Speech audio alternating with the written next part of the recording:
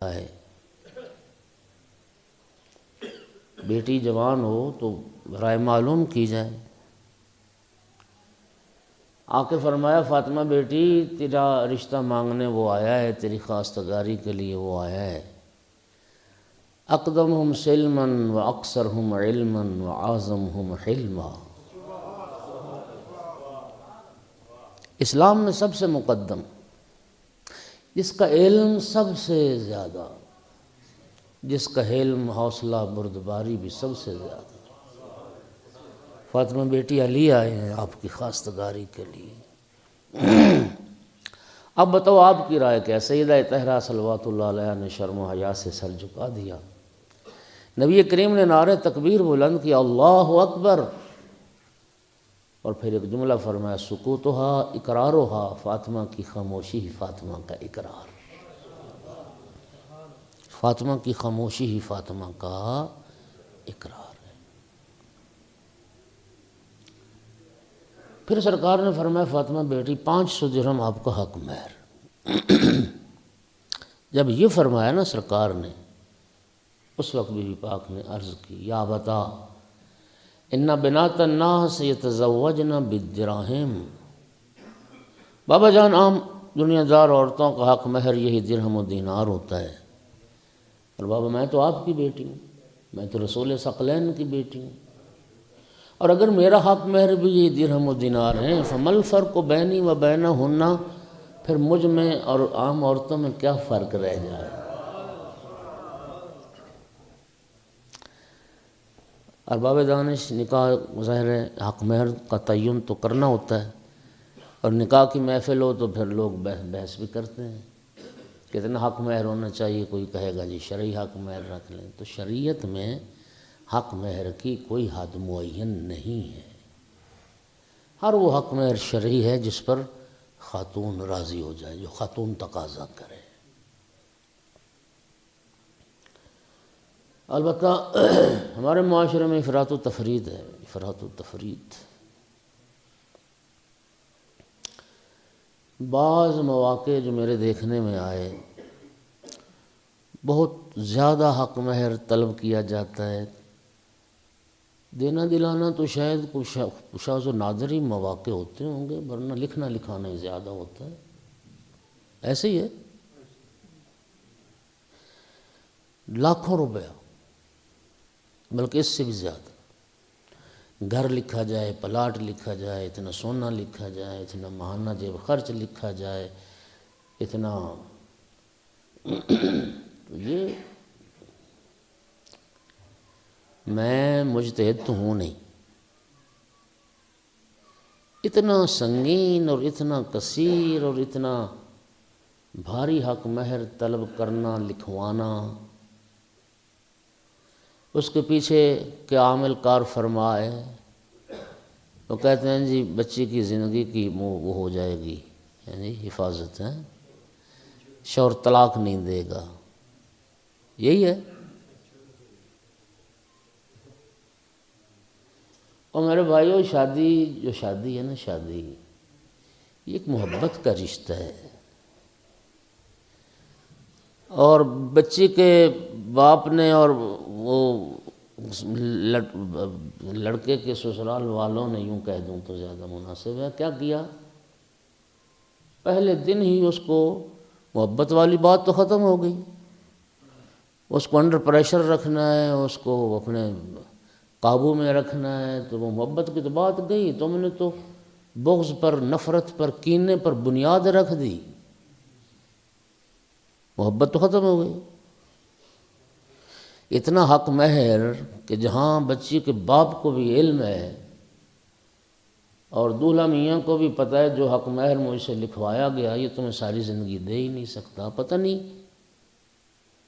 جب یقین ہو کہ حق مہر دے ہی نہیں سکتا تو پھر وہ شرعی جواز کیا رہ جائے گا۔ میں تو مفتی ہوتا، یہ مجتہد ہوتا تو میں تو کہتا حرام ہے، اگر حق مہر نہیں دے گا تو تعلقات حرام ہے، اور ہے بھی ایسا ہی۔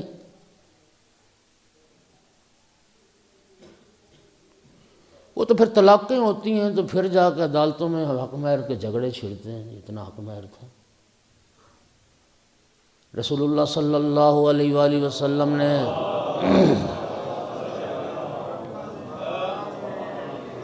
فرمایا خیر النساء امتی اقلہن مہرا، میری امت کی بہترین عورتیں وہ ہیں جن کا حق مہر تھوڑا ہو۔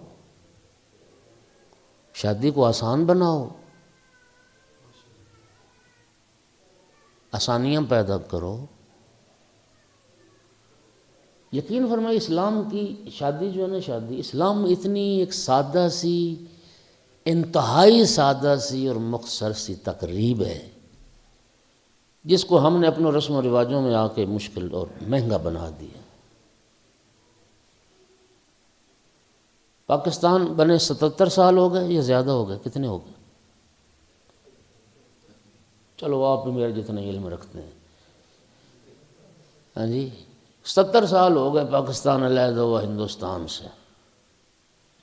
وہ جو ہندوازم والے جراثیم تھے نا مسلمانوں میں، ہمارے اندر، وہ مرے نہیں ابھی تک، اس کی کوئی ویکسین ایجاد ہی نہیں ہوئی۔ کورونا کے بھی ختم ہو گئے، ہندوازم کے ختم نہیں ہوئے، زیادہ ہو گئے۔ اور جہاں ہندوازم بالکل وہ ہاں جی سر چڑھ کر بولتا ہے نا، وہ شادی، ایک مومن کی شادی اور ایک ہندو کی شادی، وہ نکاح اور پھیرے نکال دو، کیا فرق ہے؟ کیا فرق ہے؟ ایک مووی بناؤ، ایک ویڈیو بناؤ، جو رسم و رواج ہیں، جو طور طریقے ہیں، کوئی فرق نظر نہیں آتا۔ اسلامی شادی 70 سال ہو گئے، 77 سال ہندوؤں سے ایک اسلام کے نام پر الگ وجود میں آیا یہ ملک۔ ہندوؤں والے طور طریقے رہنے تو رہتے اکٹھے ہی رہتے، یعنی اسلام کے لبادے میں بھی ہندوازم ہی ہم نے اپنانا تھا، تو پھر علیحدہ ہونے کی ضرورت کیا تھی؟ ایک صلوات پڑھو ذرا سارے حضرات۔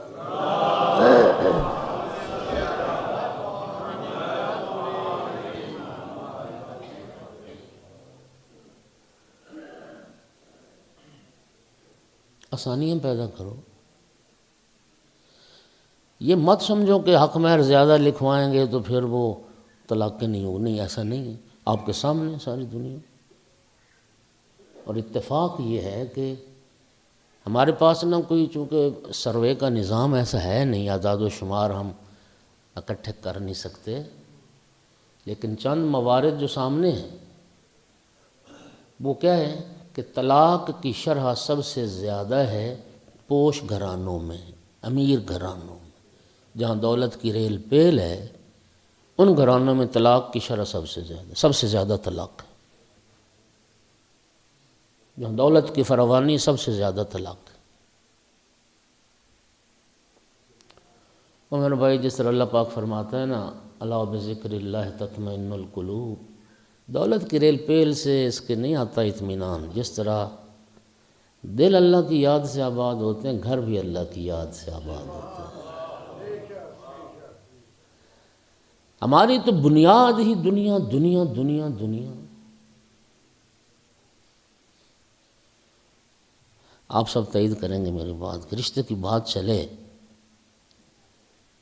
تو فریقین سب سے پہلا سوال مالی حیثیت کو ہوتا ہے، نہ ایمان، نہ عمل، نہ عقیدہ، نہ کردار، کچھ نہیں، سٹیٹس، دنیا، مال دنیا، کاروبار، بزنس۔ ساتھ تو دو میرا، ایسے ہی ہے نا؟ آپ ناراض تو نہیں ہو رہے؟ آپ ناراض ہونے والی باتوں پہ نہیں ہوتے تو پھر میری باتوں پہ کیوں ہوں گے؟ صلوات پڑھو ذرا سارے۔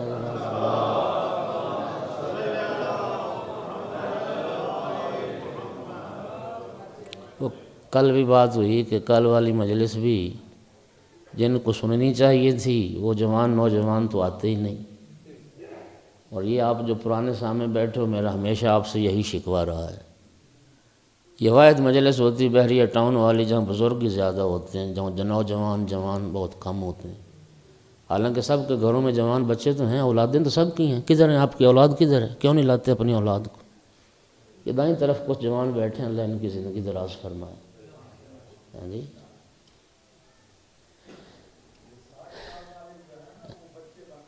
اچھا تو ساری زندگی آپ ہی بچے نہ رہو، اب ضرورت ہے کہ جو بچے ہیں ان کو بھی تو لاؤ نا۔ اچھا یہ جو مجلس ہے نا، یقین کیجئے گا یہ مجلس ایک پاکیزہ تہذیب ہے، یہ ایک امانت ہے۔ ہمارے بزرگوں نے ہمیں یہ تہذیب سکھائی، یہ امانت ہم تک پہنچائی، اس کو ہم نے اپنی نسلوں تک پہنچانا ہے۔ ہاں جی، اور رات بات ہو رہی تھی، وہ کہتے ہیں اب پیزا کھانے والی مخلوق ہے، گھر کی روٹی نہیں کھاتے، مجلسوں میں آتے ہی نہیں۔ صلوات پڑھو ذرا سارے حضرات۔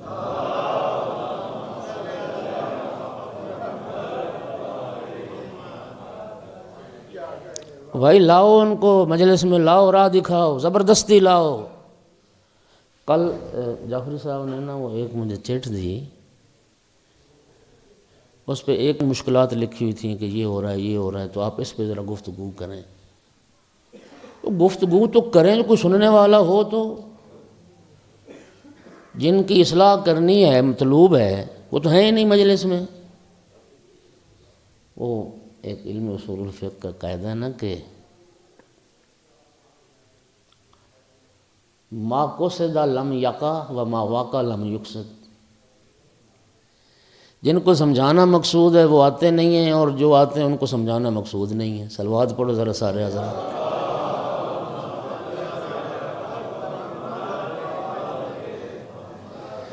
اب یہ احترام والدین جو کل کا موضوع تھا، وہ اولاد کے لیے تھا۔ آج شادی کا جو موضوع ہے، آپ میں تو دادے نانے بیٹھے ہوں گے، مگر یہ کہ آغا صاحب نے جو بات کی کہ یہ بھی اب جوان بن رہے ہیں، تو وہ الگ بات ہے۔ صلوات پڑھو ذرا سارے حضرات غلام نواز۔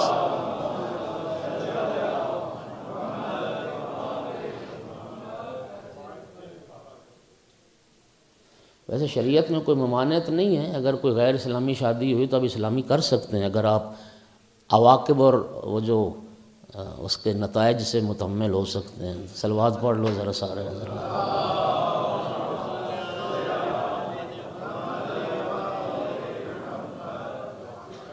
یہ خواتین کی طرف سے احتجاج ہی نہ ہو جائے کہ اس مولانا کا داخلہ بند کرو، اپنا اپنا بھائی خود نمٹو۔ صلوات پڑھو ذرا سارے حضرات۔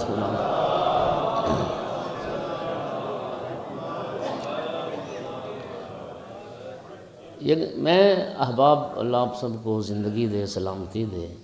بہرحال آپ احباب سے جو یہاں پہ بزرگان تشریف لاتے ہیں، میرا آپ سے یہ شکوہ ہے، خدا را اپنی اولاد کو یہ راہ دکھاؤ، مجلس سے دور نہ ہونے دو۔ کل اس میں ایک سوال یہ تھا کہ بچے بے دین ہو رہے ہیں، دین سے دور ہو رہے ہیں۔ یقین کیجئے ہمارے پاس اہل بیت کے ساتھ، قرآن کے ساتھ، مقتل کے ساتھ، عزاداری کے ساتھ، آل رسول کے ساتھ، پیغمبر آل پیغمبر کی سیرت کے ساتھ، تعلیمات قرآن و اہل بیت کے ساتھ جوڑ رکھنے کی جو سب سے مؤثر کوشش ہے، وہ مجلس امام حسین علیہ السلام۔ اور اس مجلس میں بھی اولاد نہیں آئے گی تو پھر دیندار بنیں گے وہ؟ آپ کی ذمہ داری یہ نہیں ہے صرف، اللہ تعالیٰ نے قرآن مجید میں اہل ایمان کی ذمہ داری کیا بیان فرمایا؟ یا ایھا الذین آمنوا اتقوا اللہ، معذرت، یا ایھا الذین آمنوا قوا انفسکم واہلیکم نارا۔ اللہ فرماتا ہے ایمان والو، اپنے آپ کو بھی جہنم کی آگ سے بچاؤ، اپنے اہل و عیال کو بھی جہنم کی آگ سے بچاؤ۔ آپ کی ذمہ داری صرف اپنی ذات کی فکر کرنا نہیں ہے، اپنی اولاد کی فکر کرنا۔ اہل و عیال کی بھی ذمہ داری وہ ہماری ذمہ داری ہے، اہل ایمان کی ذمہ داری، مومن کی ذمہ داری ہے، اپنے اہل عیال کو اس کی بھی فکر کرے۔ کھیل تماشے کے لیے اولاد کے پاس وقت ہے، اور مجلس میں 1 گھنٹہ آنے کے لیے وقت نہیں، کیوں؟ یہ آپ کو سوچنا چاہیے، یہ آپ کی ذمہ داری۔ جس سن و سال میں آپ بیٹھے ہیں، ہاں جی، 2 4 بچے تو ہوں گے سب کے۔ ہر بزرگ لائے گا اپنے بچوں کو، تو یہاں تو تل دھرنے کی جگہ نہیں ہوگی مسجد میں۔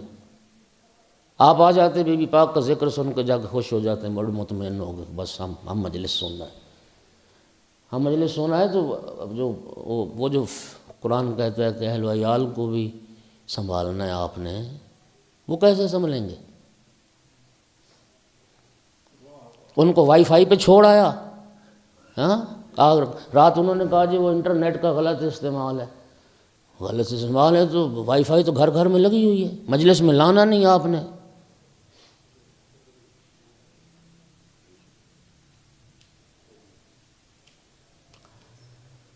اللہ تعالیٰ سب کا حامی و ناصر ہو. ایک صلوات پڑھو ذرا سارے.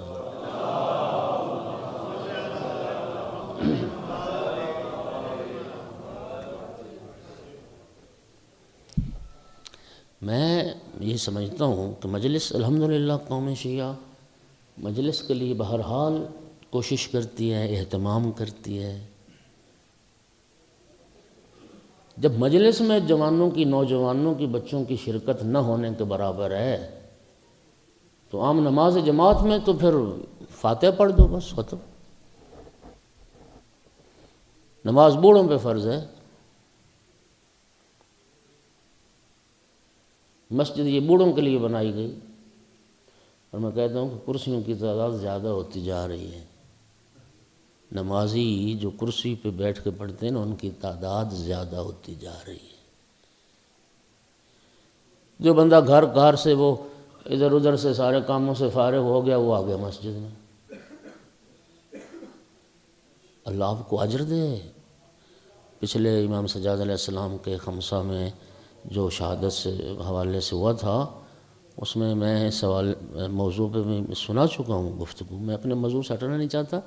میں صرف التماس اتنی ہے کہ خدا را اپنے اہل و عیال کو، بچوں کو، بیٹیوں کو، بیٹوں کو، خانوادہ کو وہ لائیں اور زبردستی لائیں مجلس میں. یہ ایک ہی تو ذریعہ ہے.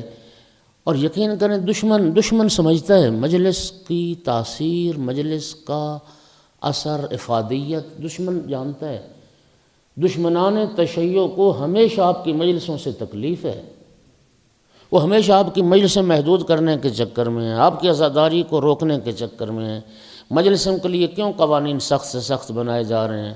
وہ جانتے ہیں تشیع کی بقا اور تعلیمات تشیع کا جو تسلسل ہے، اس کا مؤثر ترین ذریعہ مجلس امام حسین علیہ السلام. یہ مجلسیں اگر ختم ہو گئیں تو مجھے بتائیے کتنے لوگ جنہوں نے دین کو پراپر پڑھا ہے، کتابوں کا مطالعہ ہے، علماء کے پاس بیٹھتے ہیں؟ کوئی نہیں.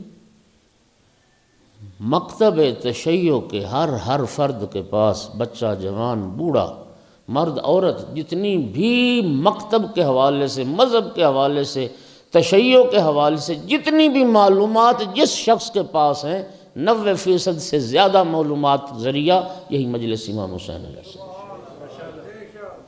ایسا ہے نا؟ تو پھر تھوڑی سی آپ احباب جو ہے وہ محبت فرمائیں، توجہ فرمائیں. سختی بھی کرنی پڑتی ہے. امر بالمعروف کے جو موارد ہیں ان میں ایک مقام پر سختی بھی ہے، لیکن آپ تھوڑی سی انشاءاللہ کوشش کریں گے تو اللہ کامیابی دے گا. کوشش تو کریں. آپ بالکل ہتھیار ہی وہ کہتے ہیں نا، ہتھیار سٹ دیتے ہیں. صلوات پڑھ دو سارے حضرات بلند.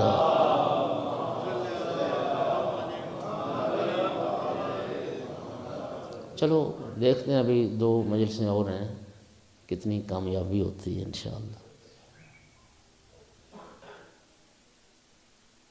میں عرض یہ کر رہا تھا کہ حق مہر، نبی پاک نے فرمایا کہ میری امت کی بہترین عورتیں وہ ہیں جن کا حق مہر تھوڑا.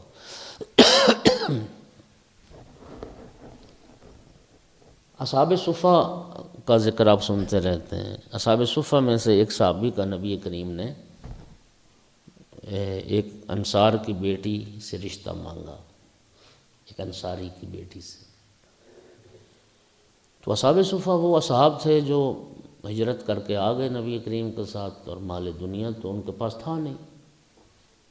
فقیر مسکین لوگ تھے. وہ صفہ آپ دیکھ چکے جو حضرات مشرف ہوئے مدینہ، وہ چبوترا چھت بنا دی گئی تھی، وہیں رہتے تھے. مدینہ کے لوگ انہیں کھانا پینا مہیا کر دیتے تھے، قرآن سیکھتے تھے، معارف اسلام سیکھتے تھے، نبی پاک کی شاگردی کرتے تھے. ایک صحابی کا نبی کریم نے رشتہ مانگا ایک صحابی کے لیے. اس انصاری کو نا یہ بات پسند نہ آئی. ظاہر ہے غریب کو کون بیٹی دیتا ہے؟ ہر باپ چاہتا ہے میری بیٹی خوشحال ہو، خوشحال گھرانے میں ہو۔ تو جب اس انصاری نے انکار کر دیا تقریباً، تو بیٹی سن رہی تھی پس پردہ باپ کی اور نبی پاک کی گفتگو۔ تو بیٹی نے دیکھا کہ جب میرے باپ نے انکار کر دیا تو وہ سامنے آ گئی رسول اللہ کے اور عرض کرتی یا رسول اللہ مجھے یہ رشتہ منظور ہے۔ اگلی بات اس نے بڑی خوبصورت کی، بڑی خوبصورت، کہتی ہے یا رسول اللہ مجھے یہ رشتہ منظور ہے اور میں تو مدینہ کی عورتوں پر فخر کروں گی کہ میرا رشتہ رسول اللہ نے مانگا ہے۔ یہ بڑی بات ہے نا جی، خود رسول اللہ آئے ہیں میری خواستگاری کرنے، یہ میرے لیے شرف ہے۔ نبی کریم صلی اللہ علیہ وآلہ وسلم نے جب عقد پڑھنا چاہا تو اس صحابی سے پوچھا جو شوہر بن رہا ہے کہ حق مہر میں دینے کے لیے تیرے پاس مال دنیا میں سے کچھ ہے، کوئی درہم و دینار؟ کہتا نہیں یا رسول اللہ کچھ نہیں، ایک دینار نہیں، ایک درہم نہیں۔ اچھا روایت میں ہے کہ سرکار نے پوچھا اچھا کوئی انگوٹھی ہے تیرے پاس؟ اچھا پھر ایک چھلا کا بھی لفظ ہے، چھلا ہی کہتے ہیں نا، کوئی انگوٹھی کوئی چھلا؟ کہتا کچھ نہیں۔ سرکار نے اس کی ہونے والی جو دلہن تھی نا اس سے فرمایا کہ تیرے شوہر کے پاس مال دنیا میں سے حق مہر میں دینے کے لیے کچھ بھی نہیں ہے۔ اب حق مہر چونکہ شریعت کا حکم ہے تو کیا کیا جائے؟ وہ خاتون عرض کر دی ہے یا رسول اللہ کوئی بات نہیں، آپ میرے شوہر سے کہیں میرا شوہر مجھے قرآن پڑھنا سکھا دے، یہی میرا حق مہر ہے۔ خود حیات پیغمبر میں رسول اللہ کی زندگی میں خود نبی کریم نے اس حق مہر پر عقد پڑھا، یعنی شرعی حق مہر وہ ہے جس پر خاتون راضی ہو۔ پاکستان میں بھی البتہ مجھے بھی اتفاق ہوا ایک نکاح پڑھنے کا، اور ایسے گھرانے ہیں جن گھرانوں میں حق مہر مال دنیا تو طلب نہیں کیا جاتا، زیارت امام حسین علیہ السلام میرا حق مہر، زیارت امام رضا علیہ السلام میرا حق مہر۔ تو ہر وہ حق مہر شرعی ہے جس پر خاتون راضی ہو۔ جب نبی کریم نے فرمایا نا فاطمہ بیٹی 500 درہم آپ کا حق مہر، عرض کی بابا عام عورتوں کا حق مہر یہی درہم و دینار ہوتا ہے، میں رسول ثقلین کی بیٹی ہوں، میرا بھی یہی حق مہر ہے، تو پھر کیا فرق رہ جائے گا مجھ میں اور عام عورتوں میں؟ سرکار فرمایا فاطمہ بیٹی تم بتاؤ تم حق مہر میں کیا چاہتی ہو؟ اس وقت عرض کی یا بتا ان تدعو ربک ان یجعل الشفاعۃ مہری فی وساط امتک، بابا رب سے دعا کریں، میں درہم و دینار نہیں چاہتی، رب سے دعا کریں اللہ آپ کی گناہگار امت کی شفاعت کا حق مجھے حق مہر کے طور پہ عطا فرمائے۔ خوش نصیب ہوشی ہو، رب کریم نے تمہاری بخشش کے کیسے کیسے سامان پیدا کیے۔ بی بی پاک صلوات اللہ علیہ نے اپنی خوشی کے موقع پر بھی اپنے بابا کی امت کو یاد رکھا، آپ کو یاد رکھا، ہمیں یاد رکھا، میں آپ کی امت کی شفاعت کا حق مانگتی ہوں۔ نبی کریم نے دعا کے لیے ہاتھ بلند کر دیے، اللہ کریم نے دعا کو مستجاب کیا، رب کے حکم سے جنت کے سبز ریشم کے کپڑے پر رب کی طرف سے یہ تحریر لے کے جبرائیل حاضر ہو گئے جس پر یہ مرقوم تھا میرا محبوب میں نے حق شفاعت فاطمہ زہرا کو عطا کر دیا۔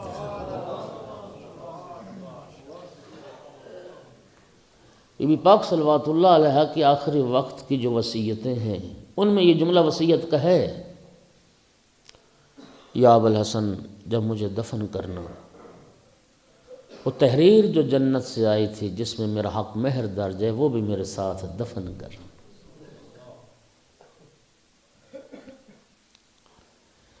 نبی کریم نے خود عقد پڑھا، مسجد نبوی میں عقد ہوا، خود رسول اللہ نے عقد پڑھا اور مسجد نبوی میں عقد ہوا۔ پھر سرکار دو عالم نے ارشاد فرمایا یا علی، بڑی خوبصورت روایت پڑھنے لگا، یا علی ان اللہ زوجک فاطمہ، یا علی میں نے نہیں، اللہ نے تیری تزویج فاطمہ زہرا سے فرمائی۔ ہمارے معاشرے میں ایک جملہ رائج ہے، کہتے ہیں جوڑے عرشوں پر بنتے ہیں۔ یہ جو شادی کے دعوت نامے چھپتے ہیں، کارڈ چھپتے ہیں، ان پر بھی میں نے یہ جملہ پڑھا ہے۔ خیر اب تو چونکہ پورا پاکستان ان کی شرح خواندگی 100% سے بھی زیادہ ہو گئی ہے، تو اب تو دیہاتوں میں بھی شادی کارڈ انگریزی میں چھپتے ہیں جی۔ تو اس پر بھی میں نے دیکھا، پڑھا، لکھا، اور ہے بھی صحیح کہ کہتے ہیں جوڑے عرشوں پر بنتے ہیں، ہے نا جملہ؟ تو اس کے پس پردہ حقیقت کوئی نہیں ہے، نہ قرآن ہے نہ حدیث ہے، کوئی نہیں عرشوں پر بنتے، ادھر ہی بنتے ہیں سارے۔ بولو۔ اور دلیل یہ ہے کہ اگر سارے جوڑے عرشوں پر بنتے ہیں، اللہ یہ جوڑ جوڑتا ہے، تو پھر طلاقیں کیوں ہوتی؟ جسے اللہ جوڑے اسے کون توڑے؟ اس کا مطلب یہ ہے کہ جوڑتے بھی ہم ہیں اور توڑتے بھی۔ بخدا قسم اللہ کی کائنات میں صرف ایک جوڑا علی و بطول کا جو عرش پر بنا،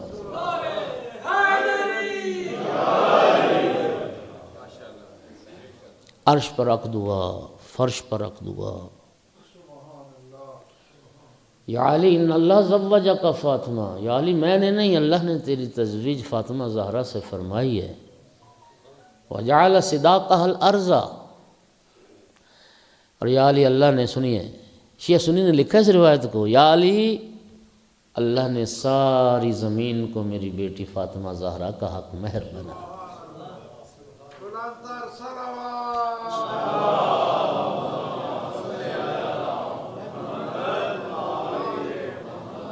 یا علی من مشا علیہ مبغضا لک ولہا مشا حراما، یا علی جو شخص اس زمین پر چلے اس حال میں کہ تجھ سے بھی بغض رکھتا ہو، میری زہرا سے بھی بغض رکھتا ہو، اس کا زمین پر چلنا فعل حرام ہے، اس کا زمین میں تصرف فعل حرام ہے۔ پتہ نہیں وہ کس شاعر کا کلام تھا، بعض کلام کہتے ہیں امر ہو جاتے ہیں ہمیشہ، بے حب اہل بیت عبادت حرام ہے۔ دیکھا آپ نے بھی پڑھا میرے ساتھ۔ کبھی آپ نے غور کیا کہ محبت اہل بیت کے بغیر عبادت حرام کیوں جاتی؟ یعنی عبادت فعل حرام بن جاتا ہے اگر آل رسول کی محبت نہ ہو۔ اور تعجب نہیں ہے، میں اس پر بہت ساری احادیث پیش کر سکتا ہوں۔ وہ جو ایک معروف حدیث آپ نے سنی کہ شیعہ سنی نے لکھا مولا امیر المومنین کے حوالے سے، رسول اللہ نے فرمایا تھا نا کہ اگر حضرت نوح جتنی زندگی ہو کسی شخص کی، جی 2500 سال، حضرت نوح جتنی زندگی دن روزے میں گزارے، رات نمازیں پڑھتے ہوئے گزارے، احد کے پہاڑ جتنا سونا اللہ کی راہ میں خیرات کرے، صفا و مروہ کے درمیان سعی کرتا مظلومیت کی موت مارا جائے، فرمایا یا علی اگر وہ تیری ولایت کا قائل نہیں تو جنت کی خوشبو بھی نہیں سونکھ سکتا۔ نتیجہ کیا ہوا کہ وہ 2500 سال جو اعمال برباد ہو گئے اگر محبت امیر المومنین اور ولایت امیر المومنین کا وہ عقیدہ نہیں رکھتا۔ بے حب اہل بیت عبادت حرام ہے۔ دیکھیے ارباب دانش کچھ ہوتے ہیں عبادات کے صحیح ہونے کے شرائط، کچھ ہوتے ہیں قبول ہونے کے شرائط۔ صحت عبادات ایک الگ موضوع ہے، قبولیت عبادات ایک الگ موضوع ہے۔ نماز کے صحیح ہونے کی شرائط میں لباس پاک ہونا چاہیے، بدن پاک ہونا چاہیے، قبلہ رخ ہونا چاہیے، مقام سجدہ کو پاک ہونا چاہیے، وغیرہ وغیرہ۔ یہ ساری شرائط ہیں، یہ عبادات کے صحیح ہونے کی شرائط۔ ہر عبادت کے صحیح ہونے کی شرط الگ الگ ہے۔ روزہ کیسے صحیح ہوگا، حج کیسے صحیح ہوگا۔ تمام عبادات کی قبولیت کی ایک ہی شرط ہے اور اس کا نام ہے اقرار ولایت محمد و آل محمد۔ صلوات پڑھ دو بولانا۔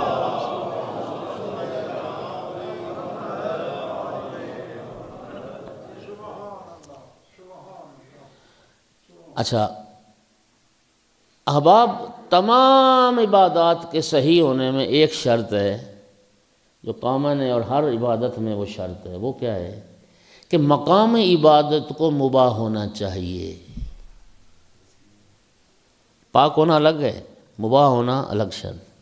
جس جگہ پر عبادت کر رہے ہیں اس جگہ کو مباح ہونا چاہیے. اور مباح ہونے کا معنی کیا ہے؟ کہ وہ جگہ غصبی نہیں ہونی چاہیے. وہ جگہ غصبی، اب کسی کے پلاٹ پہ قبضہ کر رہے ہیں، کسی کے گھر پہ قبضہ کر رہے ہیں، وہاں نماز پڑھیں تو باطل ہے نماز. جب تک اس گھر کا مالک آپ کو اجازت نہ دے، مالک راضی نہ ہو، تو آپ کی عبادت صحیح نہیں ہے. اسی طرح جو موقوفات ہیں، بعض مساجد، مدارس یا بارگاہ یا کوئی بھی ایسی جگہ، کوئی جگہ جو کسی خاص صنف کے لوگوں کے لیے وقف کیا. پڑھ لیں مسائل، توضیح المسائل میں سب نے لکھا کہ مثلا ایک جگہ یہ دینی طالب علموں کے لیے وقف ہے، تو وہاں جو دینی طالب علم نہیں ہے اس کے لیے اس میں تصرف جائز نہیں ہے. تو غصبی جگہ پر عبادت حرام ہے، غصبی جگہ. اور اس میں فرقے کا اور مسلک کا بھی اختلاف نہیں. توجہ ہوگی حضرات؟ مقام عبادت کو مباح ہونا چاہیے. جس جگہ پر عبادت کر رہے ہیں اس کو غصبی نہیں ہونا چاہیے. تو سامعین گرامی، بحب اہل بیت عبادت حرام کیوں ہوئی؟ عبادتیں ساری کہاں ہوتی ہیں؟ اسی زمین پر. رسول اللہ نے فرمایا یہ زمین ہے حق مہر میری بیٹی فاطمہ زہرا کا، اب عبادت اسی کی صحیح ہوگی جس پہ بطول راضی ہو جائے.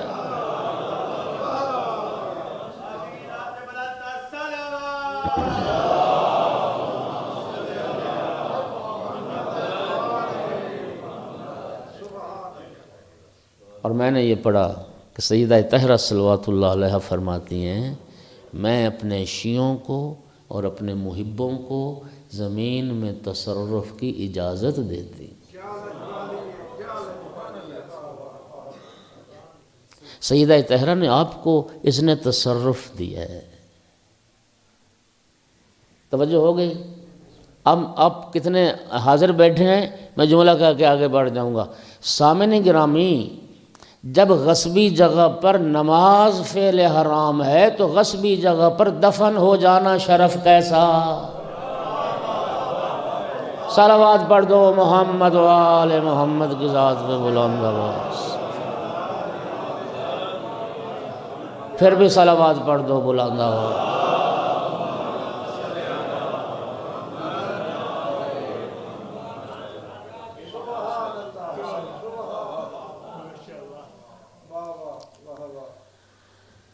یا علی، میں نے نہیں، اللہ نے تیری تزویج فاطمہ زہرا سے فرمائی. عقد پہلے ہوا، وہ جو 500 درہم کی رقم تھی، نبی کریم نے اس کو 3 حصے بنائے. ایک حصے سے بی بی پاک صلوات اللہ علیہ کے لیے جہیز خریدا گیا. لیکن معذرت کے ساتھ اس کے علاوہ متبادل کوئی لفظ ہے نہیں اس مفہوم کو سمجھانے کے لیے. جس جہیز کا تذکرہ بی بی پاک کی سیرت میں ہے، معذرت کے ساتھ وہ اور ہے، اور جو لفظ جہیز ہمارے معاشرے میں وہ اور ہے. یہ ہندوانہ رسم ہے.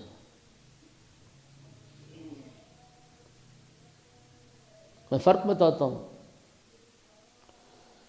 جہیز، یہ جو ہمارے معاشرے میں جہیز ہے، بخدا یہ لعنت ہے، یہ اسلامی حکم ہے ہی نہیں. اور جانتے ہو کہ اس جہیز نے کتنے نقصان کیے؟ اس جہیز کی رسم کی وجہ سے کتنی بچیاں قتل ہو گئیں، کتنی بیٹیوں ان کی زندگیاں برباد ہو گئیں. اس جہیز کی رسم نے بیٹی جیسی، جس کو رسول اللہ نے رحمت سے تعبیر کیا، لوگ بیٹیوں کو زحمت سمجھنے لگ گئے، زحمت سمجھنے لگ گئے.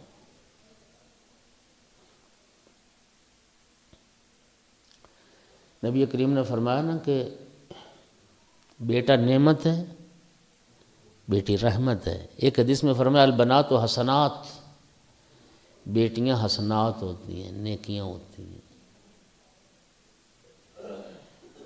بیٹیاں کیا ہوتی ہیں؟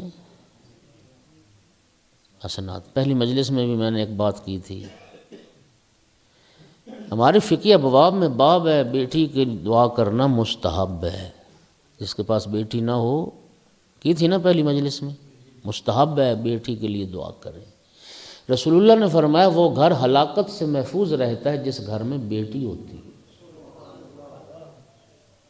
پھر ایک حدیث میں فرمایا بیٹا نعمت ہے، بیٹی حسنہ ہے۔ اگلا جملہ کیا خوبصورت فرمایا، نعمت پر سوال ہونا ہے، حسنات پر جزا ملنی ہے۔ حسنات پر، جس طرح کل ایک حدیث سنائی بیٹیوں کے بارے میں بھی ایک حدیث ہے، نبی کریم نے فرمایا اللہ جس کو 3 بیٹیاں عطا کرے اور خوش ہو کر اللہ کی رضا کے لیے ان کی تربیت کرے، بیٹیوں کو پالنے والا اور میں بھی جنت میں ایسے اکٹھے ہوں جیسے میرے ہاتھ کی 2 انگلیاں کٹھی۔ اب اس رحمت الہی کو زحمت بنا دیا گیا، وہی ہندوازم۔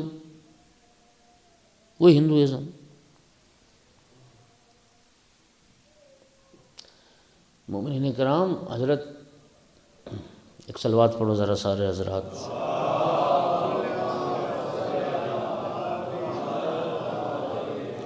اب ذرا یہ حدیث سنیں، رسول اللہ فرماتے ہیں کہ خیر اولادکم البنات، تمہاری بہترین اولاد تمہاری بیٹیاں ہیں، بہترین اولاد تمہاری بیٹیاں ہیں۔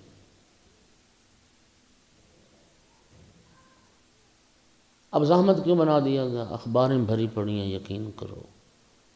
اور اس طرح کی جو خبریں ہیں، اگر بندہ تاریخ نہ پڑھے، اخبار والی روٹین ورک، ماں بیٹیوں سمیت نہر میں کود گئی، زہر کی گولیاں کھلا دیں،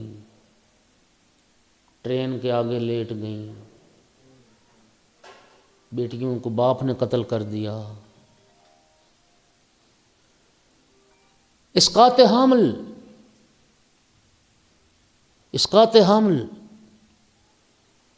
الٹرا ساؤنڈ کے ذریعے جی ڈاکٹر نے بتا دیا ہے وہ کہ بیٹی پیدا ہو رہی ہے، حمل ساقط کر دو، گرا دو حمل۔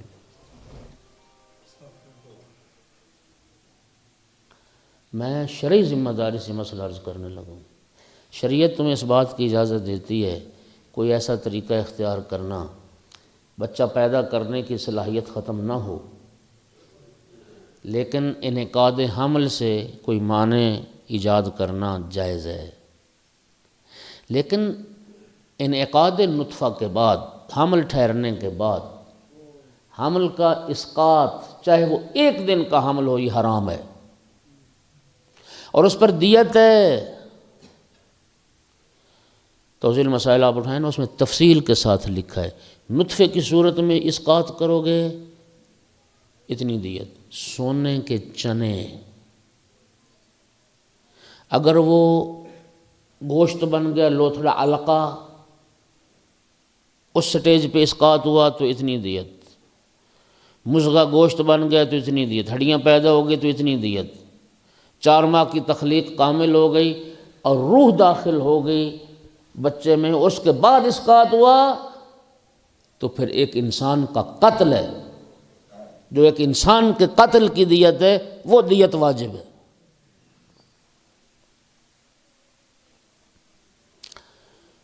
ماں باپ راضی تھے تو ماں باپ قاتل بنیں گے، اور اس قتل میں وہ ڈاکٹر، وہ نرس، وہ دائی، وہ سب اس قتل میں شریک ہوں گے۔ آپ تفسیر نمونہ کو اٹھا کے دیکھیے گا، وَإِذَا الْمَوْءُودَةُ سُئِلَتْ بِأَيِّ ذَنبٍ قُتِلَتْ، اللہ قرآن میں فرماتا ہے کہ قیامت کے دن جب زندہ درگور کی جانے والی بچیوں سے پوچھا جائے گا کہ تمہیں کیوں قتل کیا گیا، اس کے ذیل میں انہوں نے عجیب باتیں لکھی ہیں۔ یہ بھی اِذَا الْمَوْءُودَةُ سُئِلَتْ بِأَيِّ ذَنبٍ قُتِلَتْ، اور کہتے ہیں یہ بدترین قسم ہے۔ ہم تو کلمہ پڑھ کے مسلمان ہو کے زمانہ جاہلیت کے کفار و مشرقین سے بھی زیادہ بدتر اور زیادہ جاہل اور زیادہ ظالم ہو گئے۔ وہ تو بیٹیوں کو اس وقت مارتے تھے جب دنیا میں آ جاتی تھی، اور ہم ماں کے شکم میں اس کو قتل کر رہے ہیں اور بیٹی کو دنیا میں آنے بھی نہیں دے رہے، اور ان کے ولادت سے پہلے اس کو ہم نے قتل کر دیا۔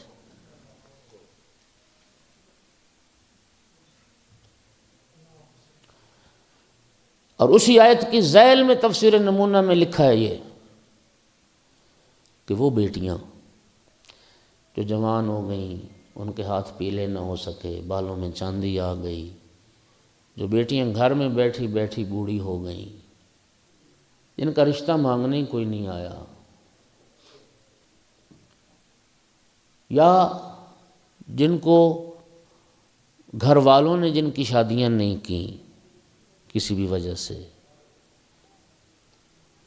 فرماتے ہیں صاحب تفسیر نمونہ یہ بھی زندہ درگور کر دینے کے مترادف ہیں کہ گھر میں جوان بیٹی کو بٹھا کے اور بڑھاپے کی منزل تک پہنچا دینا، ان سے بھی پوچھا جائے گا تمہیں کس جرم میں قتل کیا گیا؟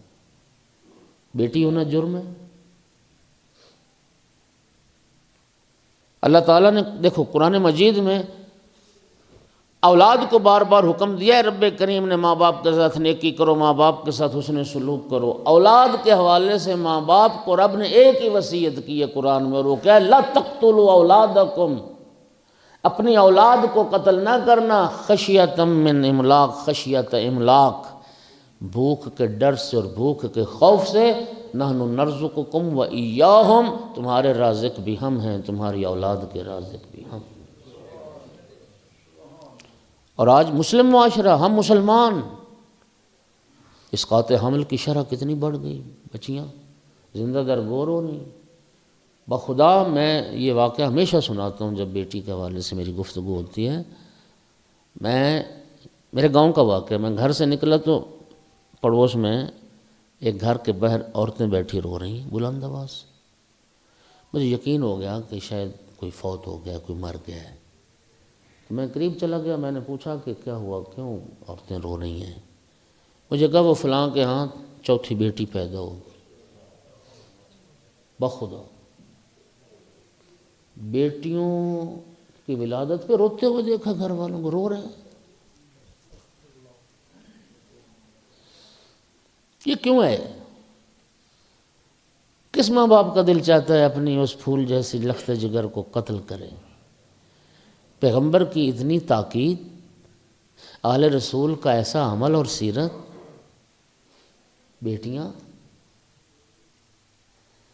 صرف یہ رسم و رواج، بیٹی پیدا ہوتی ہے، ماں باپ کی نگاہ دور تک جاتی ہے، اور ایسے حریص علی دنیا لوگ، ماں باپ سوچتے ہیں کل کو جوان ہوگی، ہاتھ کیسے پیلے کریں گے، جہیز کہاں سے آئے گا، سسرال والوں کی ڈیمانڈ کہاں سے پوری ہوگی۔ تو چونکہ ان کے پاس وسائل نہیں ہیں، اور جو حالات ملک کے ہو گئے، انہوں نے یہی حال ڈھونڈا ہے کہ بس ختم کر دو، زندگی ختم کر دو۔ آپ بھی جو ماشاءاللہ صاحبان حیثیت لوگ بیٹھے ہو، آپ بھی کسی غریب بچی کا سہارا بنو، اور ماں باپ بھی بیچارے کیا کریں؟ اولاد اتنی منہ زور ہے، وہ شادیوں کے حوالے سے تو ماں باپ کو انٹرنیٹ زندہ باد۔ پہلے ماں باپ رشتے ڈھونڈتے تھے، اب اولاد خود ڈھونڈتی ہے، خود بیاہ کے لے آتی ہے گھر۔ ماں باپ کی خواہش نہ بھی ہو تو جرت نہیں ہے ماں باپ کی، اتنی نافرمان اولاد اور ایسی گندی اولاد۔ میں نے کل بھی کہا تھا، ماں باپ سے زیادہ مخلص اولاد کے حوالے سے اور کوئی نہیں ہوتا۔ ماں باپ نے دنیا کا تلخ شیریں زیادہ دیکھا ہے، وہ اولاد کے حق میں بہتر انشاءاللہ فیصلہ کریں گے، مگر یہ کہ کوئی شاذ و نادر کوئی ایسا موقع ہو۔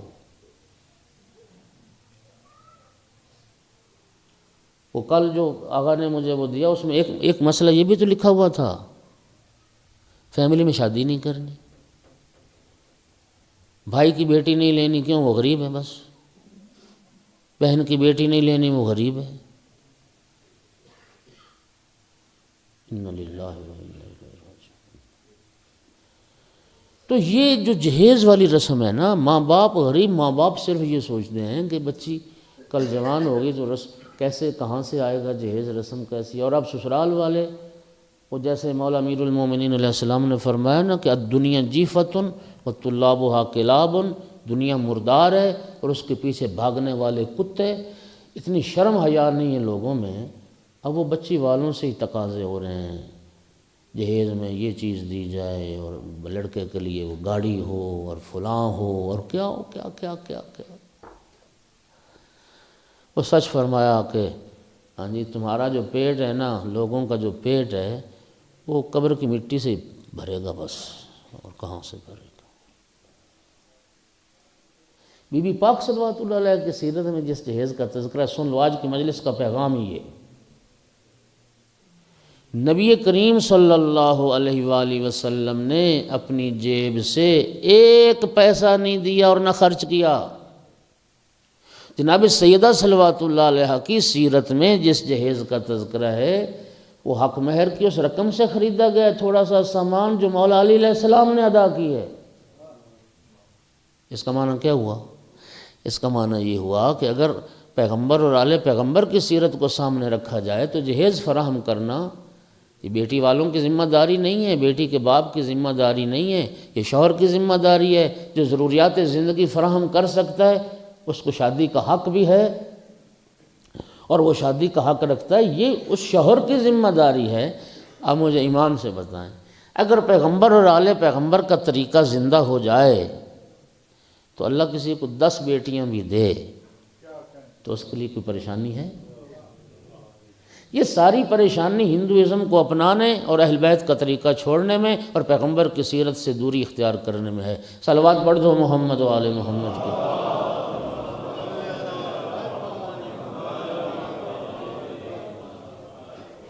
گھبرا تو نہیں رہے حضرات؟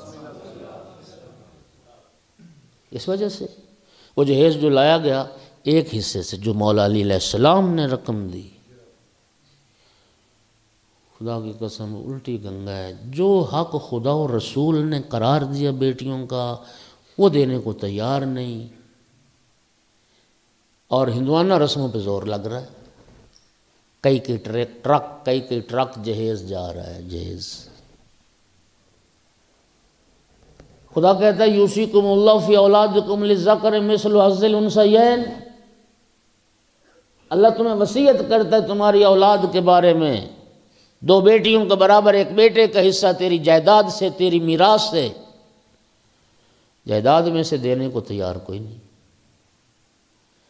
جائیداد باپ سارا، وہ جائیداد ساری بیٹوں کے نام.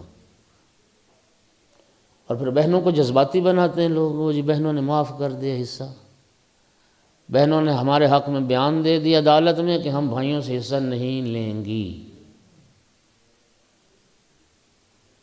یہ ہمیشہ بہنیں کیوں بیان دیتی ہیں؟ وہ مولانا فیروز عابدی تھے نا انڈیا کے، وہ پہلے ہوتے تھے نا تیل والے چولہے، سٹوو کہتے تھے، کیا کہتے تھے اس کو؟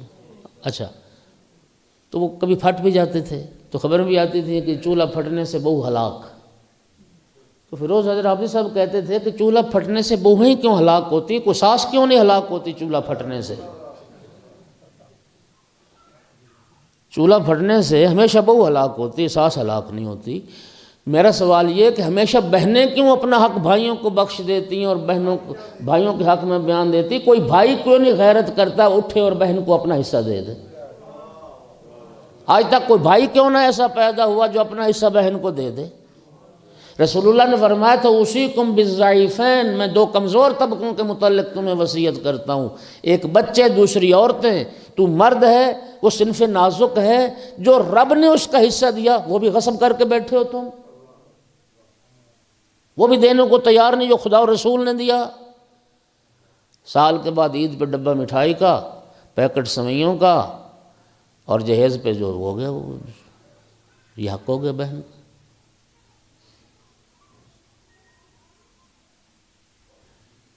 یہ جو حق ہے میراث والا، یہ خدا نے ان بیٹیوں کا حصہ بنایا ہے یا آپ نے بنایا؟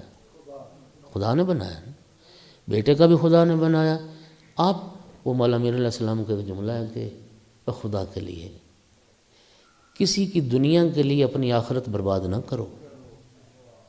بدبخت ترین انسان وہ ہے جو کسی کی دنیا کے لیے اپنی آخرت کو برباد کر دے۔ جذباتی بناتے ہیں بہنوں کو، بہنوں نے حصہ دے دی۔ پھر مجھے یہ بتائیے کہ سیدہ طاہرہ کے حق کو رونے کا پھر کیا جواز رہ گیا؟ ہاں جی، کہ بی بی کو حق نہیں ملا جو رسول اللہ نے دیا تھا۔ تم بھی تو نہیں دیتے ہو حق بیٹیوں، بھائی بھی تو بہنوں کا حق کھا کے بیٹھے ہیں۔ غاصب پہ لعنت ہے تو پھر لعنت یہ تو نہیں دیکھتی نا کہ تیرا کون اور میرا کون۔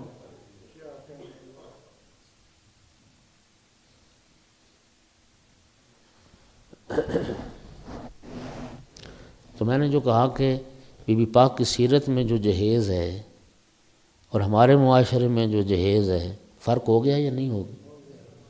یہ جہیز بچی کا باپ دیتا ہے، بھائی پورا کرتے ہیں، اور پیغمبر اور آل پیغمبر کی سیرت کیا ہے کہ جہیز فراہم، یعنی جہیز کوئی یہ نہیں ہے، فضولیات نہیں تھی، 25-30 چیزیں تھیں، چند مٹی کے برتن تھے، 2 تکیے تھے بڑے، 2 چھوٹے کھجور کے پتے بھرے ہوئے تھے۔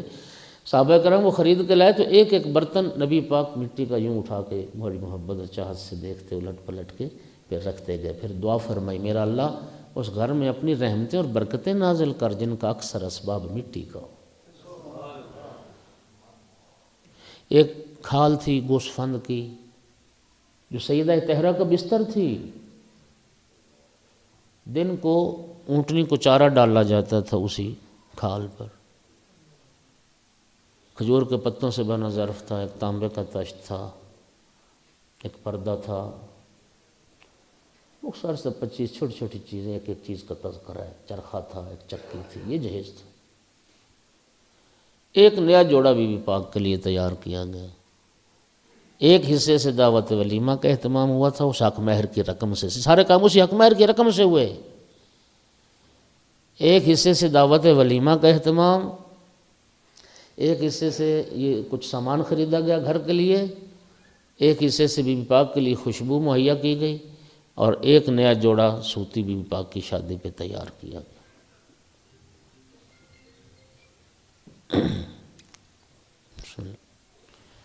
چونکہ 1 گھنٹہ ہو گیا مجھے، میں اس بات سے بھی ذرا ڈرتا ہوں کہ آپ احباب کا قیمتی وقت ہوتا ہے اور میرا بیان لمبا ہو جائے تو اگلے دن مجمع اور کام ہو جائے۔ پہلے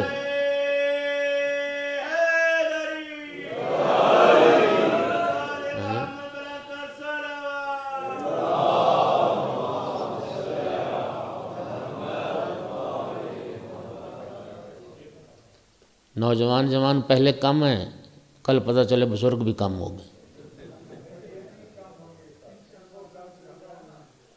اللہ آپ کو سلامت رکھے، آپ کی محبت ہے، اللہ آپ کو جزائے خیر دے۔ کل آپ نے نا اپنے نواسے پوتے سارے لے کے آنے، صلوات پڑھ دو سارے بلند آواز سے۔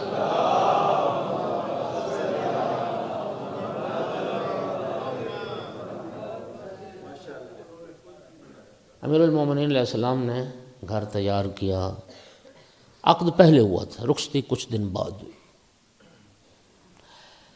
اس گھر کی تفصیلات ہیں۔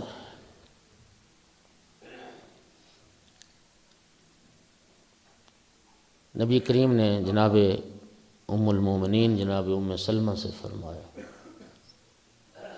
جب امیر المومنین جب بی بی پاک کی رخصتی ہوئی کہ آپ فاطمہ کو تیار کریں، وہ ایک جوڑا نیا بنایا گیا تھا بی بی پاک کی شادی کے لیے، اسے بتن کیا۔ رات کے وقت بی بی پاک کی رخصتی ہوئی، رات کے وقت ایک مرکب لایا کہ ایک سواری، اس بی بی پاک کو سوار کیا گیا، اور اس سواری کی جو مہار تھی وہ پکڑنے کا شرف سلمان فارسی کو عطا ہوا۔ اور جب رخصتی کا مرحلہ ہوا طے، نہ ڈھول نہ باجا نہ گانا نہ موسیقی، نہ ساری رسم ہندوانہ، بس آخر میں ایک قرآن اٹھا کے کھڑا ہونا ہوتا ہے۔ ہاں جی، موسیقی کی آوازوں میں پھر قرآن کے نیچے سے گزرتا ہے، بس قرآن اوپر اوپر ہی رہتا ہے۔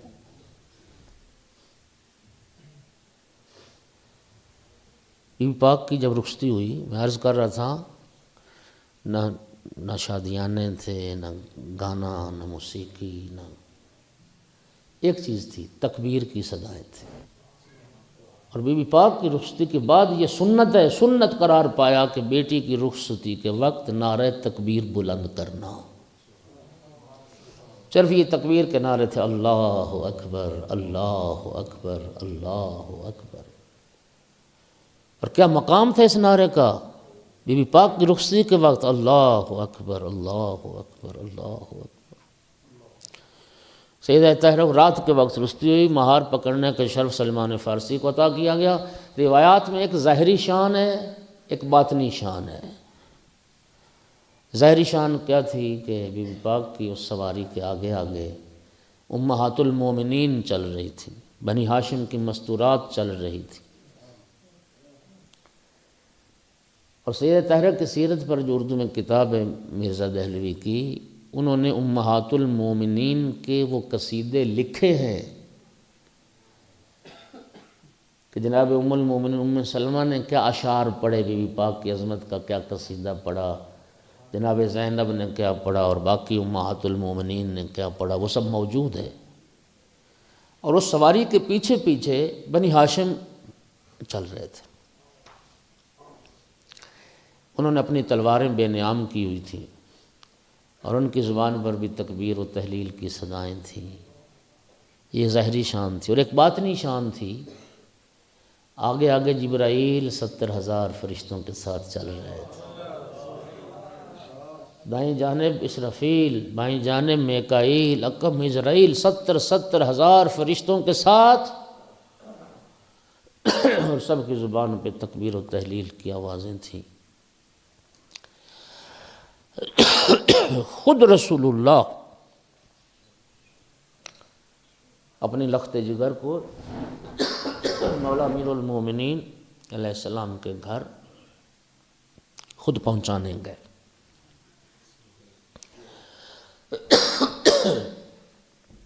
گھر پہنچ کر سرکار نے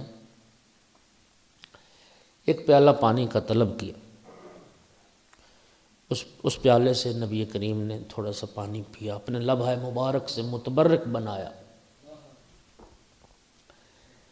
پھر تھوڑا سا پانی پینے کے بعد جو باقی پانی تھا، تھوڑا سا پانی مولا امیر المومنین علیہ السلام کے وجود پر چھڑکا، تھوڑا سا پانی سیدہ طاہرہ صلوات اللہ علیہ کے وجود پر چھڑکا، پھر باقی پانی اس گھر کے اطراف میں کونوں میں چھڑکا۔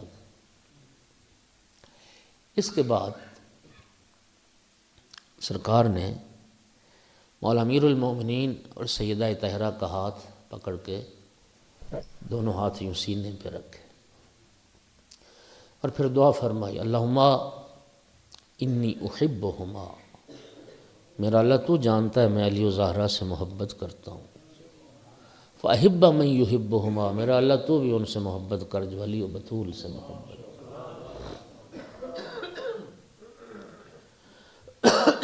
پھر نبی کریم نے دعا فرمائی،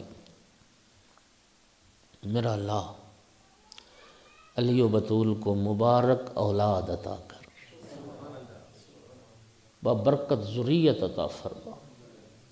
اور رب کریم نے سرکار کی دعا کو کیسے مستجاب کیا؟ کیسی ببرکت اولاد، حسن اور حسین جیسے بیٹے، زینب و کلثوم جیسی بیٹیاں۔ پھر نبی کریم نے ایک وصیت فرمائی، اپنی لخت جگر کو ایک وصیت فرمائی مولا علی کو۔ سیدہ طاہرہ سے فرمایا، فاطمہ بیٹی، اللہ کی اس کائنات میں تیرے بابا کے بعد کائنات کا سب سے افضل بشر علی، جس سے تیرا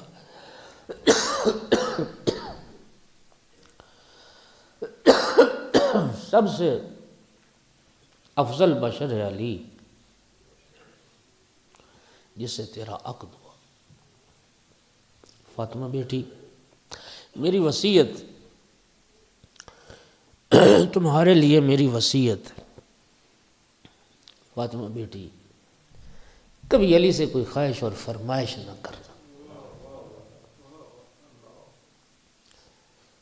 یوں بیٹیوں کے گھر آباد کیے جاتے۔ بخدا جتنا وقت گزارا سیدہ طاہرہ نے مولا امیر المومنین کے گھر، ایک دن بھی سیدہ نے کوئی وصیت، اپنی کوئی خواہش نہیں کی، کچھ نہیں مانگا امیر المومنین۔ ایک آج روایت ملتی ہے کہ سیدہ نے خواہش کی، وہ خواہش خود امیر المومنین کے حکم پر کی۔ ایک وصیت مولا علی علیہ السلام کو فرمائی، یا علی ابنت فاطمہ ودیت اللہ و ودیتی، یا علی میری بیٹی فاطمہ، یہ خدا کی طرف سے اور میری طرف سے تیرے پاس امانت ہے۔ یا علی میری فاطمہ تیرے پاس امانت ہے، یا علی میری فاطمہ کا بہت خیال رکھنا۔ دعائیں دے کے وصیتیں کر کے رسول اللہ رخصت ہو گئے۔ عرب میں ایک رسم تھی جس رسم کو رسول اللہ نے باقی رکھا۔ وہ رسم کیا تھی؟ بچی کی رخصتی کے بعد جب پہلا دن آتا تھا تو بچی کے ماں باپ بیٹی اور داماد کے لیے کھانا لاتے تھے۔ پہلے دن کا کھانا رخصتی کے بعد بیٹی کے ماں باپ لاتے تھے۔ نبی کریم نے کھانا تیار کروایا، سرکار کھانا لے کے امیر المومنین کے گھر آئے۔ آقا امیر المومنین نے اور بی بی پاک نے آگے بڑھ کر استقبال کیا۔ نبی کریم نے کھانا بیٹی کے حوالے کیا اور ایک جملہ فرمایا، فاطمہ بیٹی کاش آج تیری ماں خدیجہ زندہ ہو۔ خدیجہ نہیں، میں آیا ہوں کھانا لے۔ جب کھانا بیٹی کے حوالے کیا تو نبی کریم نے کیا دیکھا کہ سیدہ طاہرہ نے وہی پرانا پیوند لگا لباس پہنا ہے۔ نبی کریم کی نگاہ پڑی، فاطمہ بیٹی تیری شادی کا آج پہلا دن ہے، وہ جو نیا جوڑا تیار کیا گیا تھا وہ پہنتی، یہ پرانا لباس کیوں پہن لیا؟ عرض کی بابا جان رات آپ جب دعائیں دے کے رخصت ہو گئے، آپ کے جانے کے بعد دروازے پہ کوئی مانگنے والی آ گئی جو کہتی تھی میں محتاج لباس ہوں،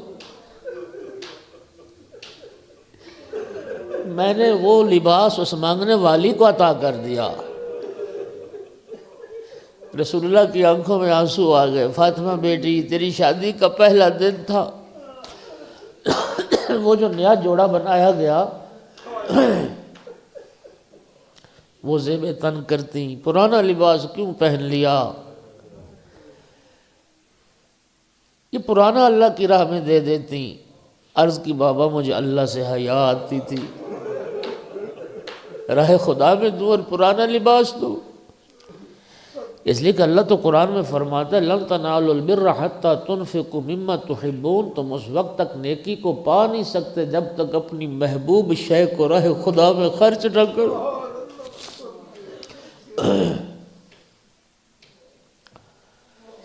بس میری صحت ساتھ نہیں دے رہی، میں زیادہ پڑھ نہیں سکتا۔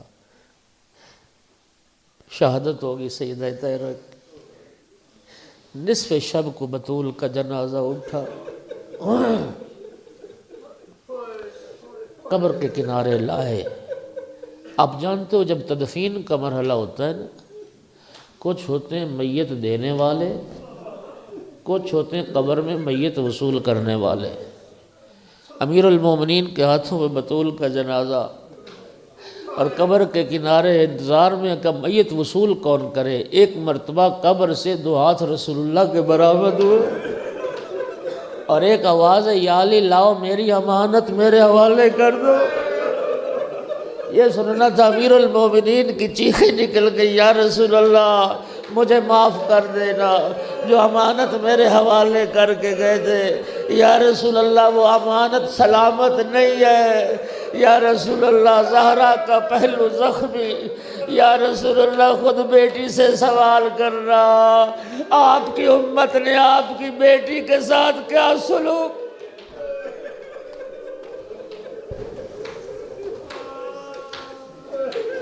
الا لعنۃ اللہ علی القوم الظالمین وسیعلم الذین ظلموا ای منقلب ینقلبون۔ کریم اللہ بحق محمد وآل محمد، اس ذکر کو قبول فرما۔